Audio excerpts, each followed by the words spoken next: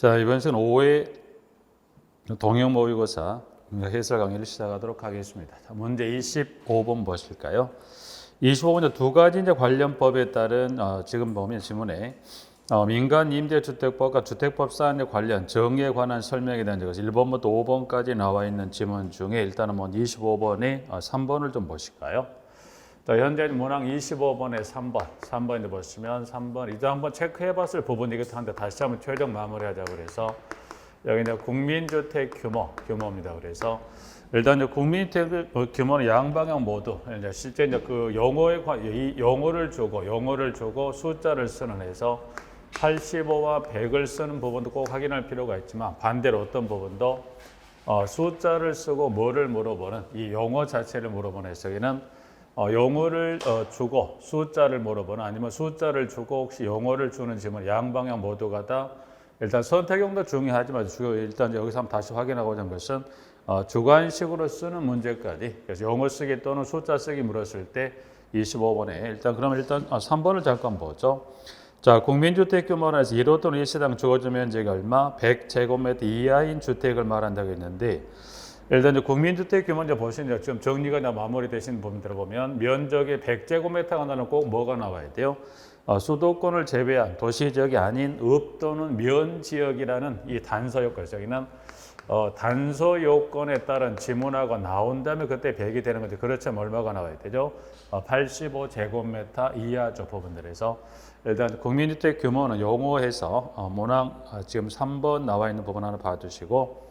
자, 국민주택 규모는 여기서 좀 한번 이 용어 자체만 확인할 필요도 있지만 이 국민주택 규모랑 어디도 한번 여러분이 같이 확인하시냐면 도시형 생활주택에서 여러분이 도시형 생활주택을 정리하실 때 이제 보면 이 용어에 관한 정의 도시형 생활주택은 세대수가 몇 세대 미만이었던가요? 여기 세대수가 300세대 미만이에요. 300세대 미만인데 규모는 무슨 규모? 규모는 국민주택 규모였어요. 그래서 국민주택 규모로서 어디에 건설됐습니까? 여기는 도시 지역에 건설됐다 이제 해서 일단 도시형 생활주택 중에서도 뭐가 나와요? 여기 국민주택 규모가 나온다. 그러면 현재 여기서는 지금 300, 여기서 이제 이 도시형 생활주택 자체에서도 용어는 300을 쓰는 주관식 먼저 출제했었던 부분이니까 연계해서 300세대 미만이라는 것도 하나 확인하시고 플러스 국민주택 규모는 어디에 건설됐다? 도시 지역에 건설됐다는 것은 이 도시형 생활주택의 이 1호 또는 1세당 면적은 몇 제곱미터 이하가 됩니까?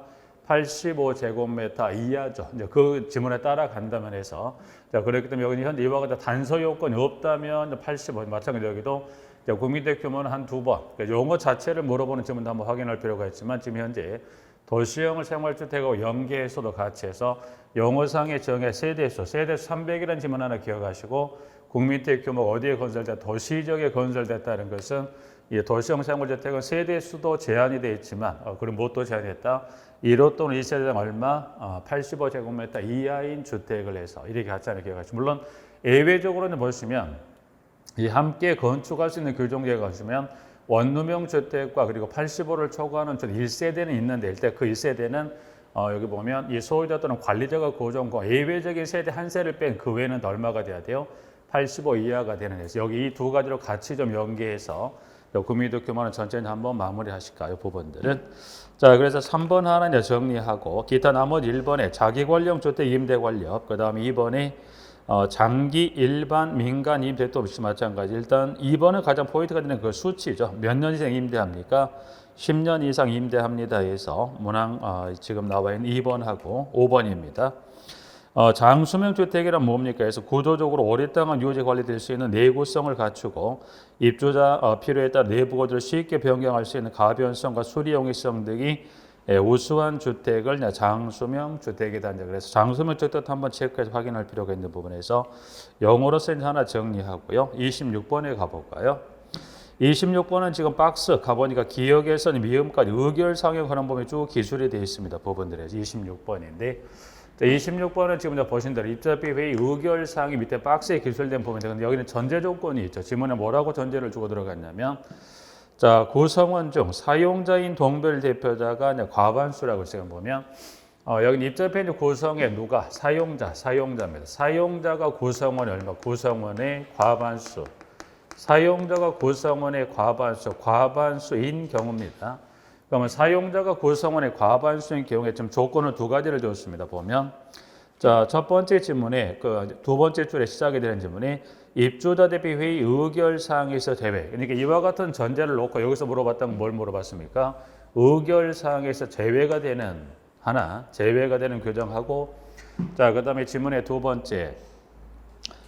전체 입주자 과반수 서면 동의를 받아 그 동의 내용대로 의결이 되는 그래서 여기는 지문을 보면 동의는 전체 입주자 그래서 여기는 전체 입주자 얼마 과반수 서면 동의를 받아 그 동의 내용대로 의결이 되는 해서 이 두 가지 관련 지문을 주고 현재 박스에 있는 지문 중에서 그 의결사항 중에서 현재 26번에 의결사항에서 제외되는 건 몇 번이고 여기 전체 입주자 과반수 서면 동의를 받아 그 동의 내용 의결하는 사항은 몇 번인가를 좀 선택해서 짝짓기로 물어봤던 지문으로서 정답은 현재 니은번 가볼까요? 니은번.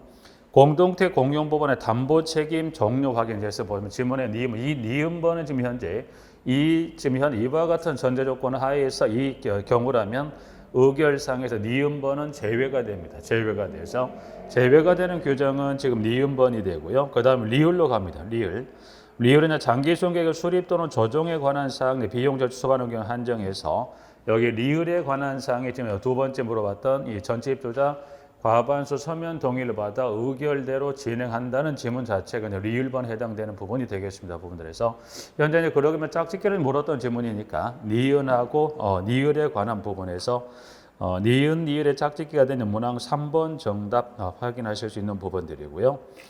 일단 여기 이제 지문을 정리하고 그 외에 이제 별도로 현재 26번에 관한 문항 중인 하나 여기 두 가지 이 과반수는 전제 조건 벗어있는데 그 외 그럼 일단 이 제외가 되는 이 요건, 이 니은하고 니을을 제외한 그 외 사항은 입주 대표인의 구성원의 과반수 찬성 의결하는 거죠. 의결 사항 중 하나를 한번 지금 확인하시고 말씀드린 것은 디귿번입니다. 자, 디귿번 보시면 지문에 디귿번은 장기 수선 계획에 따른 공동주택 공용 부분의 보수 교체 및 개량도 입주 대표 회의 의결 사항으로 이렇게 분류가 되는 지문으로서 일단 26번에 디귿은 현재 26번에는 물어보는 지문은 아니지만 디귿번도 한번 확인할 필요 의결 사항 중에 디귿도 들어간다는 거 한번 정리 봐주시고요. 27번입니다. 27번은 이제 보시면 다음 중 법령상 주택관리업자에 대해서 1년 이내 기간을 정하 영업의 전부 또는 일부의 정지를 명하여야 하는 사유라는 점을 해서 이제 기역에서부터 쭉 해서 그 미음까지 지문 중에 이제 보시면 여기 영업 정지를 명한다는 건 임의적인 사유 그렇죠. 일단 여러분들이 이제 한번 크게 정리할 것은 이 주택관리업자에 대한 등록 말소는 필요적 등록 말소와 임의적 등록 말소인데 임의적 등록 말소에 해당이 됐을 때 또 뭘로 나눠진가요? 영업 정지를 명한다, 명할 수 있다로 나눠지는 지문인데 현 27번에서는 지금 문항 27번 이렇게 한번 더 크게 한번 정리 한번 하고 가볼까요? 이제 여러분 주택관리업자에 대한 등록 말소는 크게 보면 등록을 말소합니다. 등록을 말소하는데 말소는 두 가지요. 말소는 두 가지라는 건 필요적입니다. 필요적 등록 말소라는 건 등록을 반드시 말소합니다. 말소한다가 필요적 등록 말소가 되는 거고요. 자, 임의적 등록 말소라는 것은 반드시 선택지가 하나가 더 있죠. 선택지가 하나 더 있다는 건 뭐가 하나 더 있다는 겁니까? 사안별에 따라 뭐 할 수 있다. 등록을 말소할 수 있다. 그냥 반드시가 아니라 이때는 사안을 놓고 판단했을 때 중하면 등록을 말소할 수 있지만 등록을 말소하기에 사유가 경미하면 등록 말소 대신에 무슨 처분할 수 있다. 이때 영업정지 행정처분할 수 있다. 영업정지 행정처분할 수 있는데 현재 27번에 물어봤던 것은 이 필요적이 아닌 임의적인 사유 중에서 등록 말소가 영업정지 행정처분할 영업정지를 명하여야 한다. 영업정지를 임의적인 사유 중에서 보면 영업정지를 명하여야 한다는 사유가 있고 뭐 할 수 있다. 명할 수 있다. 그래서 명할 수 있다는 건 여기 이제 보시면 일단 이렇게 이제 정리 한번 해보죠. 그러면 자 여기 이제 보면 여기서는 물었던 건 명한다를 물어봤고요. 명할 수 그러면 명하여야 한다는 건 뭐예요? 임의적인 사유에 따라 영업정지 그 행정처분 기간 동안 한시적이면 뭐 하더라? 문을 닫아야 하는 사유가 있더라. 근데 명할 수 있다는 것은 해당 행정처분 기간 동안 문을 닫을 수 있지만 대신 뭘로 가름할 수 있다? 과징금으로 가름할 수도 있죠. 그래서 명할 수 있다는 건 뭐였으면 지금 해당 행정처분 기간, 영업정 행정처분 기간 동안 문을 닫을 수도 있지만 이걸 대신에 뭘로 가름할 수 있다? 과징금으로 가름할 수. 여기까지 쭉 뻗어 나와서 이제 가지가 뻗어 나왔을 때 현재 27번에 물어본 건 뭘 물어봤어요? 임의적 등록 말 임의적 사유 중에 영업정지는 다시 두 가지 명한다와 명할 수 있다 중에 요 명하여야 한다는 요 사유, 이 사유에 해당되는 두 가지 사유를 여러분들이 구분하실 수 있냐 그걸 여쭤본 거예요. 그럼 현재 여러분들 그 사유는 두 가지인데 그럼 27번에 그 니은하고 디귿에서 니은 디귿의 두 가지는 영업정지를 명하여야 한다. 그래서 지금 니은하고 디귿이 그럼 니은 디귿의 이 두 가지를 영업정지를 명한다면 행정처분 기간 때 3개월이면 3개월 동안 문을 닫고 3개월의 기간이 종료하게 되면 다시 주택관리업 들어갈 수 있는 거죠. 만약 그러면 임의적인 사유 중에 명한다가 아니라 명할 수 있다. 그럼 여러분들 크게 필요적과 임의적을 이걸 구분하셨다고 한다면 이제 임의적에서 다시 이 영업정 행정처를 명한다, 명할 수 있다를 구분했다면 굳이 명할 수 있다는 따로 정리하면 뭘 정리하시면 이 두 가지 명한다를 사유를 정리하면 나머지는 다 무슨 사유로 명할 수 있는 사유로 분류가 돼서 선택지는 문을 닫을 수도 있지만 문을 닫는 대신에 여러분이 공부해 지금 과징금으로 해당 행정처분 기간만큼의 돈을 내고 뭐 할 수 있다. 주택관리업에 해갈 수 있다. 여기까지 이제 정리해서 물어봤던 이 두 가지를 골라내는 부분입니다. 자, 여기서 이제 하나 주의할 것 하나만 이제 정리해 보죠. 자, 그러면 과징금을 지금 부과하는 것은 과징금 부과는 어디다 갖다 연결하면 안 되죠? 필요적 등록 말소는 과징금으로 가름할 수 있다 없다. 가름한다는 지문은 안 되죠. 왜냐하면 반드시 문을 닫아야 되니 또 마찬가지 임의적인 사유이긴 하지만 영업정지를 명한다는 것도 과징금으로 가름할 수 있다 없다 이것도 안 됩니다. 그래서 혹시나 지문이 필요적인 사유 또는 이 영업정지 명해야 한다는 사유하고 연계해서 뭘로 영업정지로 가름할 수 있다는 지문은 그건 틀리게 됩니다. 가름할 수 있다는 사유는 무슨 사유하고 연결이 돼야 돼요? 임의적 사유 중에 명할 수 있다는 사유하고만 과징금 가름할 수 있다는 거예요. 그거 꼭 주의하세요. 일단 여기까지 큰 틀을 한번 정리하시면서 명하여야 한다. 두 가지 지문에 지금 니은하고 디귿 정리해 두시고요. 자, 그다음 28번. 자, 이제 그럼 현재 만약 그 27번에 그 사유로 굳이 이제 구분해 본다면 기억은 임의적 등록 말소, 임의적 등록 말소에 해당이 되는 부분이고 지금 리을 미음은 여기는 보면 필요적 등록 말소 이제 두 가지가 되는 거죠. 그래서 일단 사유는 구분한 것도 중요하지만 여러분 큰 틀에 사유를 구분해서 일단 여기 이와 같은 큰 틀을 좀 정리를 하고 계셨던 기타 다른 지문하고 연계해서 물어봤을 때 좀 혼동이 좀 덜 하실 수 있는 거니까 그렇게 정리하고 28번입니다. 28번은 옳은 거를 물었어요. 부분들 일단 그러면 여기서 이제 보시고 일단 1번하고 1번에 이제 보시면 관리인이 신고하지 않은 경우는 입주자 등의 3분의 2가 아니라 10분의 1 이상이죠. 그래서 1번은 그 단서에 따른 신고하지 않았다는 그 경우는 이때는 입주자 등의 10분의 1 이상 연서 신고할 수 있다 해서 문항 1번하고 여기서 조금 주의해서 봐두실 것은 28번에 2, 3, 4 3개 그 지문에 3개 지문을 좀 주의하실 거예요. 그래서 28번은 일단 물론 5번까지 일단 정리해 보고 5번에 제외 신고를 하려면 입주대표 회장은 입주자의 동의로부터 며칠 이내 15일이 아니라 여기 30일 이내 그 신고서를 제출한다고 그래서 제외 신고를 주거나 또는 여기 보면 전환 신고서 또는 전환 또는 제외 신고 관련 신고서 제출에 관한 기한은 며칠 이내 여기는 30일 이내 시장구 요청 제출한다. 그래서 신고서 제출 기한은 전환 신고를 하든 제외 신고하든 관련 신고서 제출은 며칠 이내 30일 이내 신고서를 제출합니다. 그래서 1번하고 5번 좀 정리하고 이제 그럼 2, 3, 4를 2, 3, 4입니다. 2번, 3번, 4번, 그 28번에 2, 3, 4를 좀 보실 때는 자, 28번에 지금 보시는데 28번에 지금 보시는 2번하고 3번하고 4, 2, 3, 4를 여기 2, 3, 4를 보시는 건 여러분들이 일단은 요걸 보시면 가장 첫 번째 여기 시점 이와 같은 시점으로부터 이와 같은 기간 이내에 플러스 이와 같은 절차가 이루어진다. 그래서 여러분들이 여기는 보셨을 때 여러분이 크게 세 가지예요. 세 가지 일단 2, 3, 4를 보실 때 일단 뭐 숫자가 틀린 것도 맞는 것도 있기는 하지만 2, 3, 4는 꼭 이 주어진 이와 같은 시점으로부터 이 기간 이내 이와 같은 절차가 이루어진다. 그래서 여기 시점과 개월하고 절차. 그럼 하나 예를 들어 2번을 갖고 보면 돼요. 2번을 갖고 보고 2번을 보죠. 2번을 하나 예를 들어서 시점, 개월, 절차라는 건 뭘 말하냐면 2번에 갔을 때 자, 2번은 지금 입주자 대표회를 구성하는 절차. 그러면 여기 2번에 입주자 대표를 구성하는 이 절차는 시점, 어느 시점으로부터 몇 개월 이내 입주자 대표를 구성할 거냐. 그래서 이제 지문 한번 가보죠.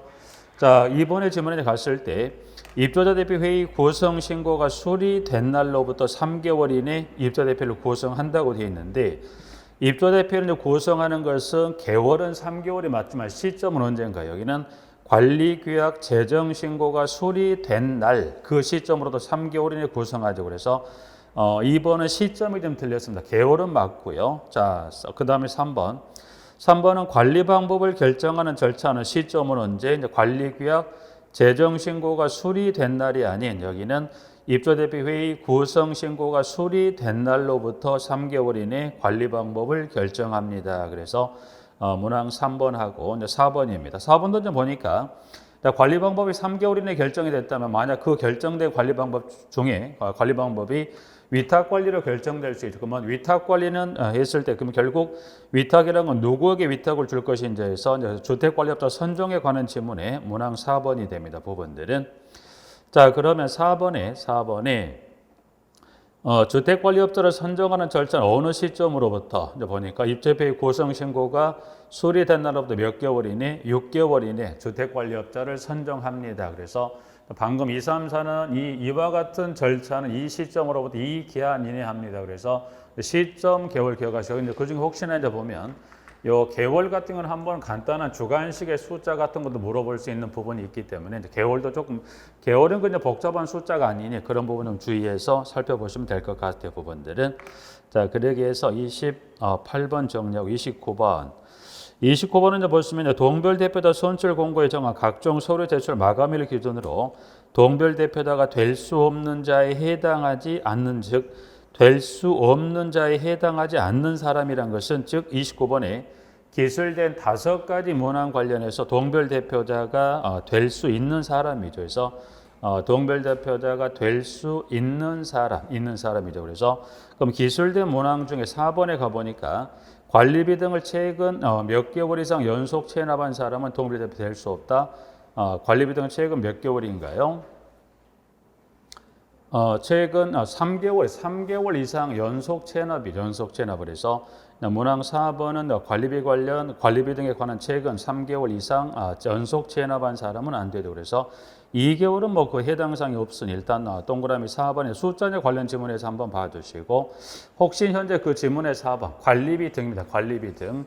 요 지문이 한번 언급이 됐었던 적이 있는데 보셨을 때는 보시면 관리비 등이란 요 지문제 요 지문을 그대로 준 게 여기를 뭐라고 줬었냐면 관리비라고 줬던 적이 있어요. 관리비. 그래서 여기는 등이란 지문을 빼버리고 관리비라고 줬는데 이리가 돼도 큰 무리는 없죠. 왜냐하면 여기서 이제 관리비라는 지문은 이 등이라는 건 몇 가지가 포함된 개념인가요? 여기는 관리비 3가지죠. 여기는 관리비 그리고 사용료 그리고 장기소선 충당금이다. 그래서 이 3가지가 포함된 개념 그 중에 하나 관리비만 주고 물어도 혹시 관리비를 대신해서 사용료나 장기소선 충당금을 줘도 지문은 큰 무리가 없다. 아니면 관리비 등이라고 주든 아니면 이 중 이 3가지 중 하나를 여기에다 위치를 시켜놔도 그 지문은 무리가 없다. 왜냐하면 여러분들이 갑자기 관리비 등으로 입력을 해야 하는데 갑자기 장기소선 충당금이라는 지문이 어떻게 돼요? 장기소선 충당금 안 배우는 데가 아니라 여기서 말하는 관리비 등이나 3가지가 포함되어 있는데 혹시나 이걸 이걸 풀어서 혹시 이 중에 하나, 둘, 3가지 중을 주고 플러스 수치를 연결할 수 있는 거니까 혹시 그걸 좀 주의하시자고 한번 확인하시자고요. 여러분들이 아마 대부분 입력은 관리비 등으로 해서 이 개월이 연결이 되실 확률이 높으니까 혹시 관리비 등이랑 풀어서 물어본 것도 좀 한 번만 확인해 주의만 해 두시자는 그 부분들은 풀어서 수치 연계할 수 있는 거니까 그래서 문항 4번하고 그다음에 그 문항의 3번은 금고 관련 규정 관련 여기서 몇 년이 지나지 아니한 사람인가요? 2년이 지나지 아니한 사람에서 예, 문항 3번 하고요. 정리해서 나머지 봐두시고 30번. 자, 30번에 보시면 주택임대관리업자에 대한 설명으로 옳지 않은 것이 1번부터 쭉 해서 5번까지 나와 있는 지문들 중에 보셨을 때 문항은 2번이죠. 자, 2번도 이제 보시면 일단 2번도 이 현황 신고에 관한 그 절차상의 요건인데 여기 이제 보면 여러분이 30번입니다. 30번 여러분 약간 꼭 30번 한번 볼까요? 30번. 30번은 지금 여러분이 이 주택 임대 관리업자인 이 관련 현황 신고입니다. 현황 신고.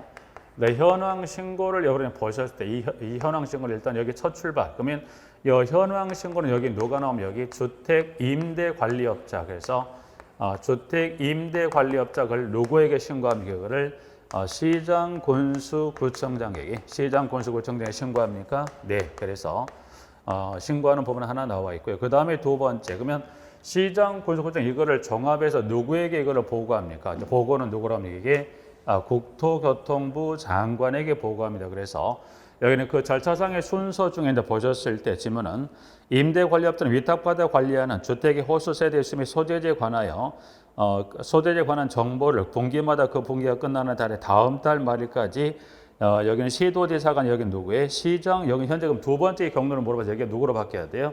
시장 군수구청장으로 바뀌어서 여기는 신고하기 때문에 신고사항을 종합해서 이 구청장이 누구에게 국토교통부 장관에게 보고합니다라고 이제 그 절차상의 순서 한번 확인한 거고요.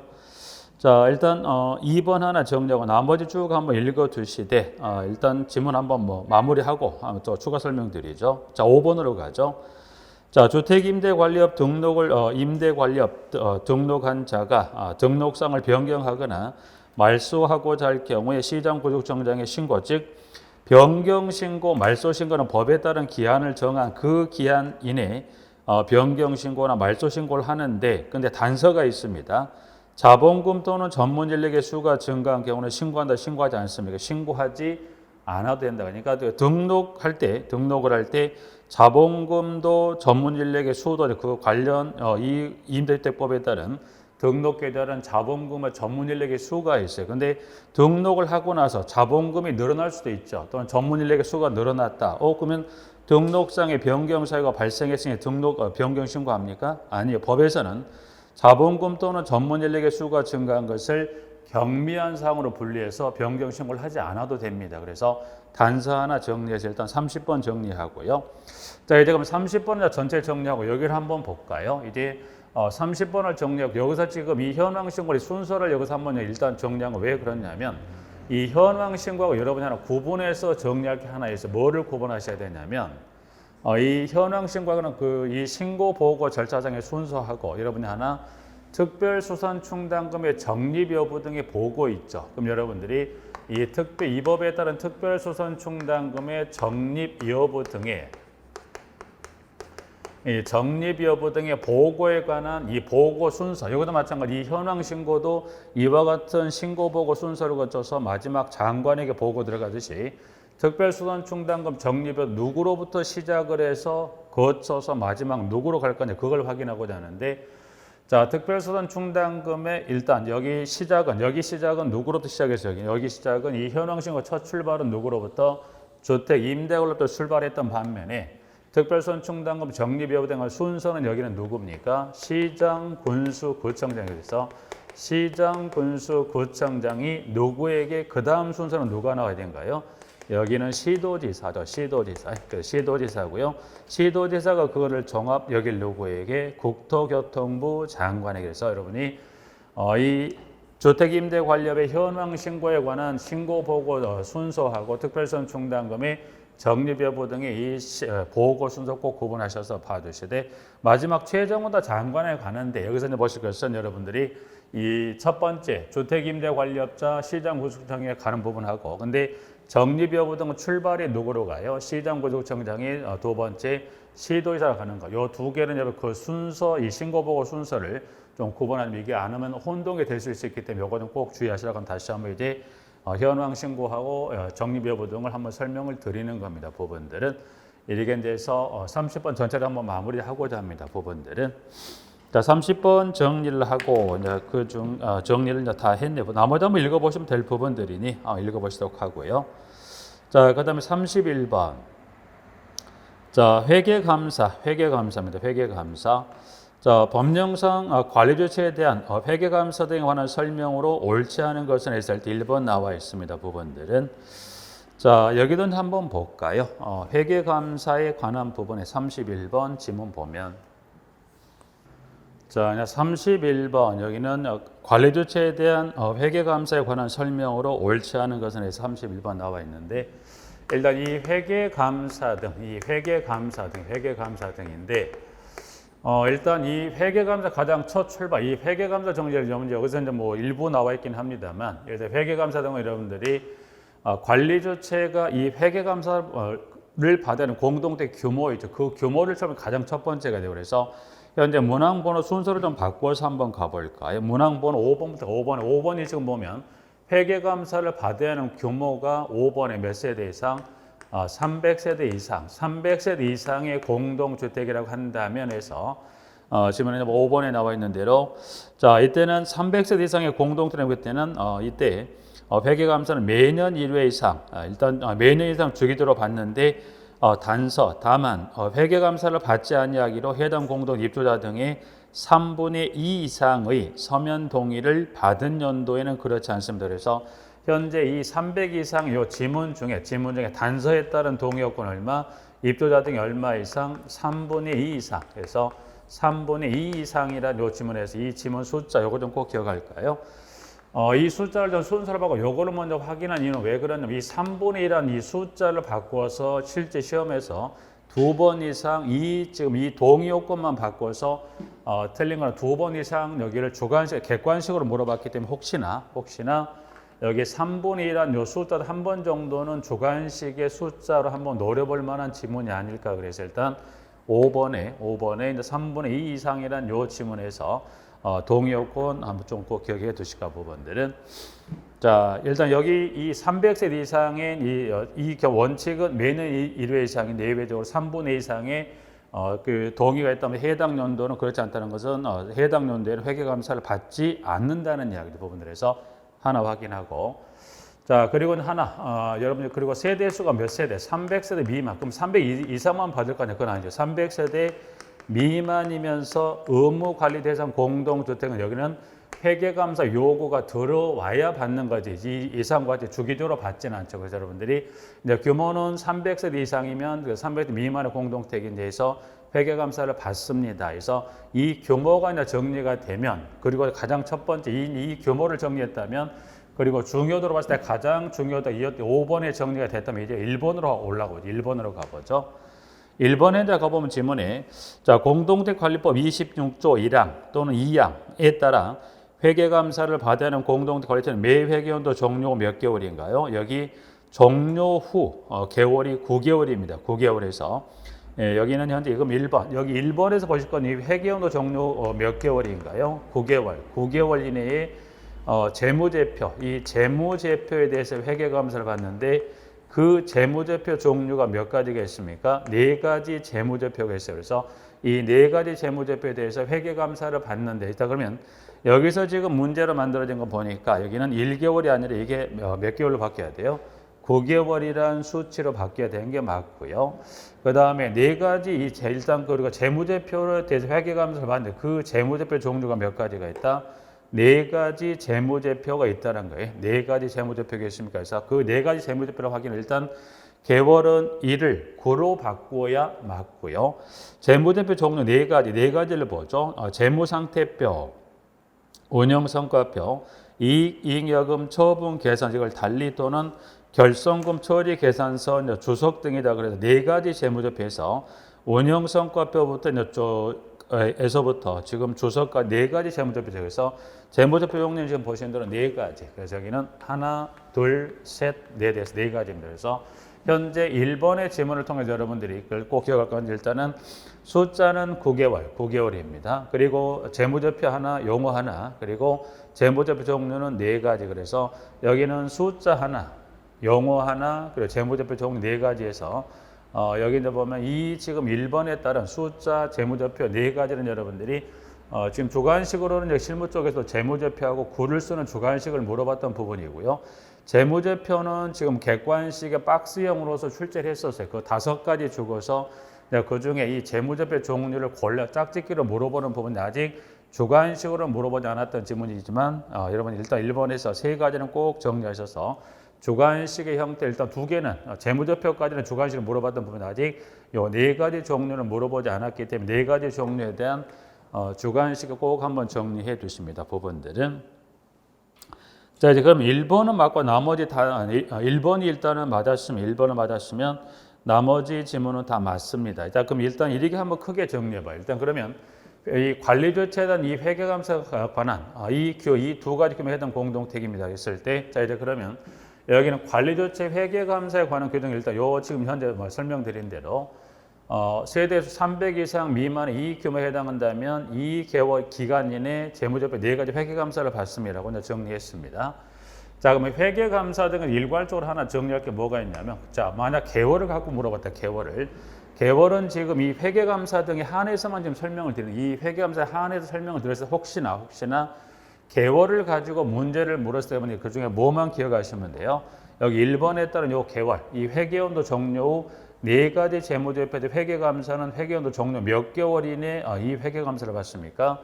9개월 이내 회계감사를 받습니다. 정리하시고. 자, 이제 그러면 개월에 관한 이 회계감사 개월은 여러분들 크게 개월은 보시면 여러분이 개월은 지금 보시면 9개월의 정리가 끝나면 그 외에 혹시 나머지 규정과 관련해서 개월에 관한 지문을 주었을 때는 뭐 어떻게 돼요? 공통점이라기보단 이렇게 이제 정리를 해보니 이렇게 나눠지더라 설명을 드리는 건데 회계감사 등과 관련한 그 지문을 줬을 때 숫자, 이 현재 1번에 따른 9개월이 아닌 경우는 보니까 숫자가 일괄적으로 다 개월은 몇 개월로 다 통일이라기보단 다 규정이 일로 이거를 정리할 수 있다고. 그래서 현재 이제 보신 데 그중 일부. 자, 동그라미 2번. 감사인 일에 따라 관리조치가 회계감사를 받은 날로부터 1개월 이내 관리조치의 감사보고서를 제출합니다. 3번. 자, 법 규정에 따라 회계감사 감사인은 회계감사 완료일부터 1개월 이내 회계감사 결과를 해당 공동택을 관할하는 시정구축청 등에 제출하고 시스템에 공개합니다. 3번, 4번입니다.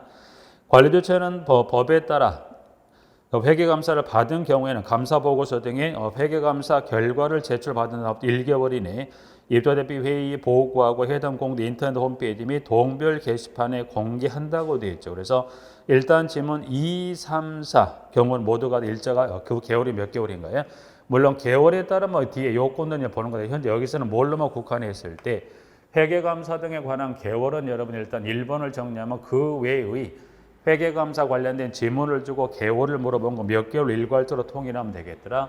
1개월로 통일하게 되면 좀 시간을 그리고 여러분이 줄일 수 있는 방법 중에 하나가 되지 않을까 그래서 31번 그래 정리하시면 좀 시간을 줄일 수 있는 방법 정리 봐두시고요. 자, 32번. 32번에 보면 근로자 퇴직급여 보장법령에 관한 설명으로 옳지 않은 걸 물었습니다. 부분들은. 자, 1번입니다. 1번 지문은 1번, 2번, 1, 2, 3, 4까지 이제 해서 지문은 특히 이제 보면 1, 2, 3, 4에 관한 것은 그 숫자 관한 지문에서요. 32번에 보신 대로 여기 32번에 지금 여기 1번부터 해서 4번까지 그래서 1, 4번에 관한 여기는 여러분이 수치, 그 수치를 좀 꼭 줘요. 수치를 줘요. 수치란 건 결국 이 관련 지문에 요하는 수치가 어떻게 될 것인지 해서 잠깐 보셨을 때 자, 1번 최종 3년간의 퇴직급여 등 뭐합니까? 이거는 다른 채권에 뭐하더라? 우선 변제된다. 그래서 퇴직급여 등 중에 다른 채권에 우선 변제가 되는 것은 최종 몇 년간의 퇴직급여 등이 우선 변제가 됩니까? 그래서 최종 3년간 퇴직금에서 3년이라는 숫자 하나 확인하고요. 자, 2번. 자, 사용자는 퇴직하는 근로자에게 급여를 지급하기 위하여 퇴직급여제도 중 하나 이상의 제도를 설정하는다. 자, 여기서 이제 보면 그 단서에 따른 그 수치가 나옵니다. 그래서 그러면 퇴직급여에 따른 근로자 급여 제도를 설정을 하는데 그 모든 근로자에게 이 퇴직급여를 다 설정할 거는 그건 아니랍니다. 왜냐하면 다만에 따른 단서에 따른 2가지 근로 형태에 해당하면 퇴직급여 제도를 설정하지 않아도 돼요. 보니까 첫 번째 계속 근로기간 1년 미만인 근로자, 4주간을 평균 1주간의 소정 근로시간 15시간 미만인 근로자에 대해서는 그렇지 않습니다라고 해서 지문은 2번에 1년 미만인 4주 평균 1주 소정 근로 15시간 미만, 그래서 1년 4주 15시간, 그 숫자 3개 좀 확인해 주시고요.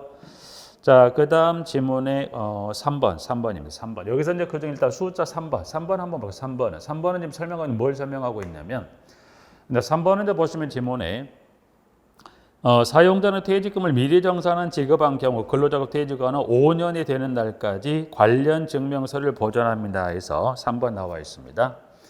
3번은 지금 퇴직금, 이 3번은 퇴직금 중간 정산 서류, 그래서 퇴직금 중간 정산 서류죠. 이 중간 정산 서류는 서류 보존입니다.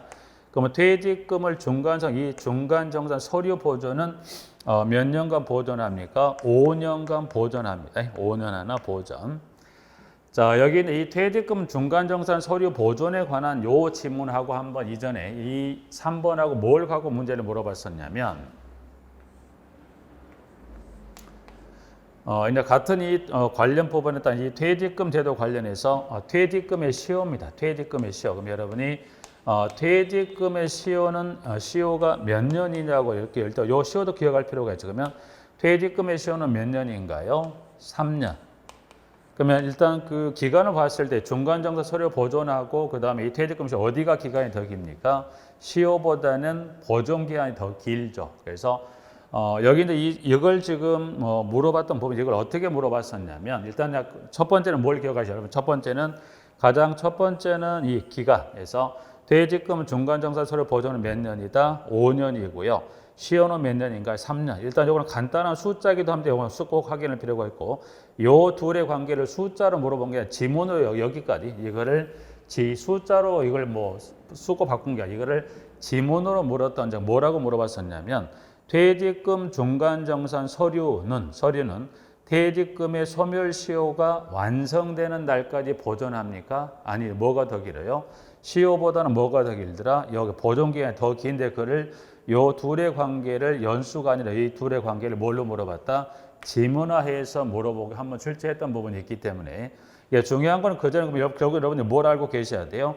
이 보존기간 5년인 것을 시효 3년인 걸 여러분 알고 계셨어야 지문으로 방과 같이 보존기간은 시효가 완성되는 날까지 보존한다. 그게 지금 여러분이 아시려면 결국은 이 기간을 여러분 알고 계셔야 그 문제 지문을 풀어갈 수 있는 형태로 이 관계를 물어봤던 지문이기 때문에, 뭐 또 물어볼지는 모르겠지만 일단 가장 첫 시작은 뭐예요? 각각의 해당되는 기간들을 여러분이 기억하시는 가장 첫 번째. 그래서 이렇게 지문을 바꾸어서 이거를 여기를 지문화해서 물어보는 것도 한번 기억할 필요가 있지만, 일단 우선해서 1번은 퇴직급에 대한 우선 변경 최종 몇 년간? 3년간. 그리고 두 번째, 세 번째에서 봐주시고요. 자, 그 다음에 네 번째, 퇴직금은 계속 근로기간 1년에 대한 며칠분에 31분 이상의 평균 임금으로 계산한 금액으로 합니다. 그래서 퇴직금의 급여 계산 기준에 관한 동그라미 4번도 하나 정리해 두시고요. 자, 여러분 퇴직금하고 여기는 4번도 하나만 좀 추가 설명하고 마무리해. 4번도 볼까요? 4번도. 4번은 퇴직금입니다. 퇴직금인데 퇴직금은 1년간 몇 일분에 31분 이상이라고 되어 있고요. 임금은 무슨 임금을 지급합니까? 평균 임금을 지급한다고. 일단 여기 4번은 그 시험이 지금 근래 출제된 건 아니고요. 임금기 평균을 통상으로 받고 초창기 때 냈었고 지금은 이런 경우 거의 가능성이 없으니까. 근데 급여 계산에 여러분 뭘 하나 꼭 같이 기억하실 필요가 있냐? 하나 같이 기억할 게 뭐가 있냐면 여러분이 퇴직연금 제도 중에 하나 뭐가 있냐면 여러분들이 그 확정급여형이 있죠. 확정급여형 퇴직연금 제도에 관한 급여가 있어요. 급여가 하면 확정급여형 퇴직연금제도 급여를 계산하는 기준은 어떻게 되죠? 지금 방금 퇴직금도 이와 같은 기준에 따라 산정된 금액을 퇴직금으로 지급하듯이 확정급여형 퇴직연금도 이 기준에 따른 금액으로 급여형 퇴직연금을 지급한다 했을 때 이 확정급여형 퇴직연금제도는 계속근로가 몇 년인가요? 1년에 몇 일분에 여기는 31분이라고 되어 있어요. 31분이라고 되어 있고요. 부분들이 임금은 무슨 임금? 평균 임금으로 된다. 그럼 일단 4번의 퇴직금에 관한 급여 계산 기준 여러분이 정리하시면서 무엇도 하나 같이 기억하시자. 확정 급여형 퇴직연금 1년에 31분의 평균 임금. 아마 여기는 뭐 이상이라는 지문이 들어가 봤는데 그걸로 물어볼 가능성은 낮습니다. 여기는 이상이라는 지문이 들어갔고 여기는 그 지문이 없어요. 그래서 이상이 들어갔다 뺐다 그걸로 물어볼 가능성은 거의 낮으니까 여러분들이 이 두 가지를 기억하실 때 모두가 다 둘 다 1년이라는 지문이 들어가고요. 일자가 동일하고요. 뭐가 동일하다? 임금 기준이 동일하다 해서 이 세 개를 포인트를 기억하실 때 여러분이 퇴직금은 여러분 크게 무리 없이 이 지문을 줘도 여러분이 당연한 걸로 흡수하는 문제가 안 되는데 만약 뭘 주게 되면 확정 급여형 퇴직연금 급여 계산 관한 기준을 혹시 여러분들이 공부하셨던 게 1년 31분의 평균 임금이라 혹시 정리가 안 된 상태인데 퇴직연금인데 연금제도 이르게 지급하는데 혹시 의아하실 수 있기 때문에 하나 다시 정리하고 이거랑 두 개 같이 비교 설명하시는 건데 드리는 건데 그래서 확정 급여형을 꼭 이렇게 해서 1년 31분 평균 임금 그래서 급여는 뭐랑 거의 동일하죠. 퇴직금에 지급하는 급여 기준은 거의 동일하니 두 개를 그냥 묶는다면 연수하고 일수 임금은 동일하다고 보시면 돼요. 물론 이상이 들어가 안 들어가 그 차이 있긴 한데 그건 일단 차치하고 여러분들이 숫자 2 평균 임금이라는 지문 하나 봐주시고 자 5번에 가보죠. 5번에 자 1, 4번은 일단 1번부터 4번까지 맞고 1, 4번은 꼭 방금 말씀 그 수치 교정 꼭 주의하시고 그래 추가 설명드린 현재 퇴직금이라든가 확정 급여형 퇴직연금제도 급여에 관한 기준에서 추가 설명드린 꼭 부분 3, 4번 꼭 같이 비교해 두시고 5번 가보죠.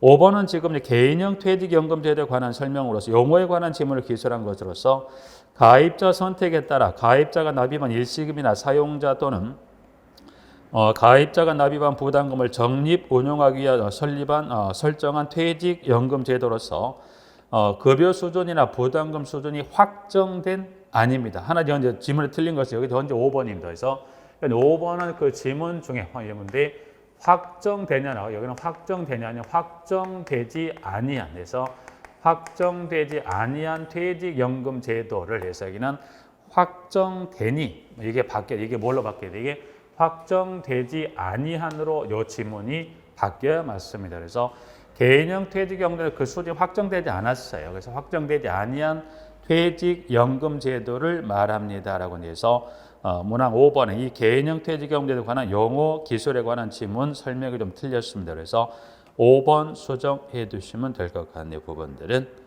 자 일단 32번까지 좀 살펴보시고 좀 쉬었다 다음 시간에 33번 특별손 민간 임대주택법에 따른 특별손 충당금에 관한 부분 좀 쉬었다가 33번 보시도록 하겠습니다.